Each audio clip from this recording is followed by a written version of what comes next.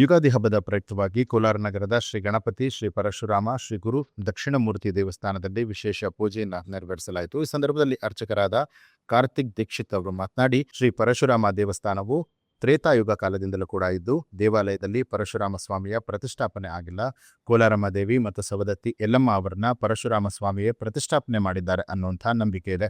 ಈ ಸ್ವಾಮಿಯ ಆರಾಧನೆಯಿಂದ ಜಾತಕದಲ್ಲಿ ತೊಂದರೆ, ಶತ್ರುಕಾಟ, ಸರ್ಪದೋಷಕ್ಕೆ ಪರಿಹಾರ ಸಿಗುತ್ತೆ ಅಂತ ಹೇಳಿದ್ದಾರೆ. ದೇವಸ್ಥಾನಕ್ಕೆ ಬಂದಿದ್ದ ಹಲವಾರು ಭಕ್ತರು ಸೇವೆಯಲ್ಲಿ ಪಾಲ್ಗೊಂಡು ದೇವರ ದರ್ಶನವನ್ನ ಪಡೆದುಕೊಂಡರು. ಶ್ರೀ ಗುರುಭ್ಯೋ ನಮಃ.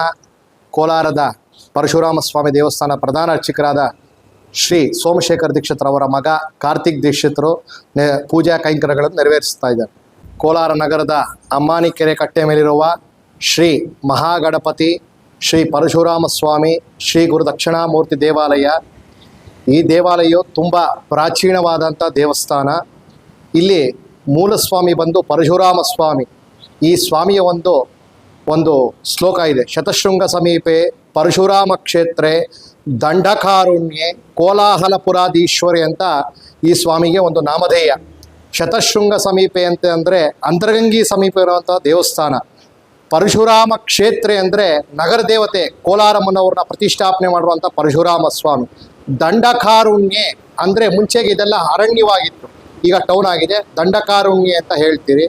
ಕೋಲಾಹಲಪುರಾಧೀಶ್ವರಿ ಅಂತಂದರೆ ಪರಶುರಾಮರು ಪ್ರತಿಷ್ಠಾಪನೆ ಮಾಡಿರುವಂಥ ಕೋಲಾರಮ್ಮನವರು. ಅಂದರೆ ಈ ಸ್ವಾಮಿ ಪರಶುರಾಮ ಸ್ವಾಮಿ ಆ ತಾಯಿ ರೇಣುಕಾದೇವಿಯನ್ನು ಆ ತಾಯಿ ಶಿರಚ್ಛೇದನೆ ಮಾಡ್ತಾರೆ. ಆ ಶಾಪನೃತಿಗೋಸ್ಕರ ದಿವಸಕ್ಕೆ ಒಂದು ಶಕ್ತಿ ದೇವಸ್ಥಾನ ಕಟ್ಟಬೇಕಂತ ಆತ ಪರಶುರಾಮ ಸ್ವಾಮಿ.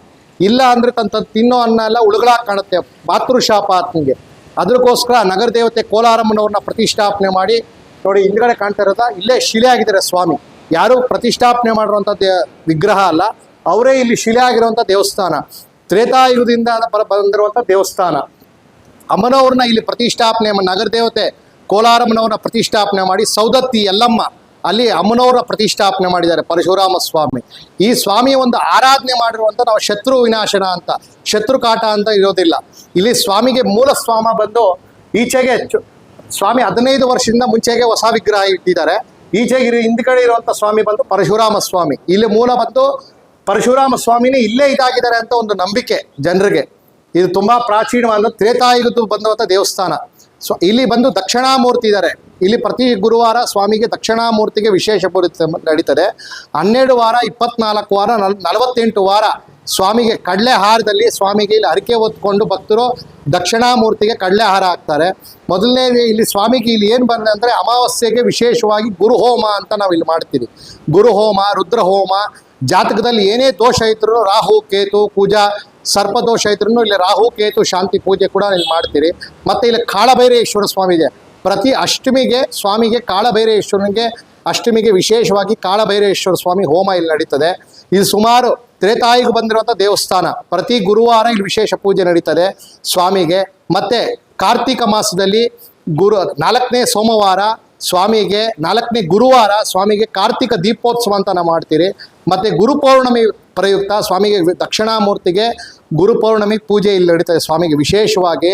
ಇಲ್ಲಿ ಸ್ವಾಮಿ ನೀವು ನೋಡ್ಬೋದು, ಸ್ವಾಮಿ ವಿಶೇಷವಾಗಿ ಎಲ್ಲೂ ಇಲ್ಲ ಪರಶುರಾಮ ಸ್ವಾಮಿ ಮೂಲ ಇಲ್ಲೇ ನಾವು ಹೇಳ್ತೀರಿ. ಯಾಕೆ ಅಂತಂದರೆ ತುಂಬ ಪ್ರಾಚೀನವಾದಂಥ ದೇವಸ್ಥಾನ. ಇಲ್ಲಿ ಸ್ವಾಮಿಗೆ ಇಲ್ಲಿ ಆಮೆ ಆಕಾರದಲ್ಲಿ ಸ್ವಾಮಿ ಇಲ್ಲಿ ಮೇಲೆಗಡೆ ಇದೆ, ಆಮೆ ಆಕಾರದಲ್ಲಿ. ಮತ್ತು ಈ ಕಡೆ ಬಂದು ಮೀನು ಅಂದರೆ ಮಚ್ಚ ಅವತಾರದಲ್ಲಿ ಸ್ವಾಮಿ ಇಲ್ಲಿ ವಿಶೇಷವಾಗಿ ಇಲ್ಲಿ ಸ್ವಾಮಿ ಅವತಾರ ಮಾಡಿದ್ದಾರೆ. ಮತ್ತು ಇಲ್ಲಿ ಏನಂತಂದರೆ 48 ದಿನ ಮಂಡಲ ಪೂಜೆ ಕಾಯಿ ಅಂತ ಇಲ್ಲಿ ನಾವು ಸ್ವಾಮಿ ಹತ್ರ ಇಡ್ತೀರಿ.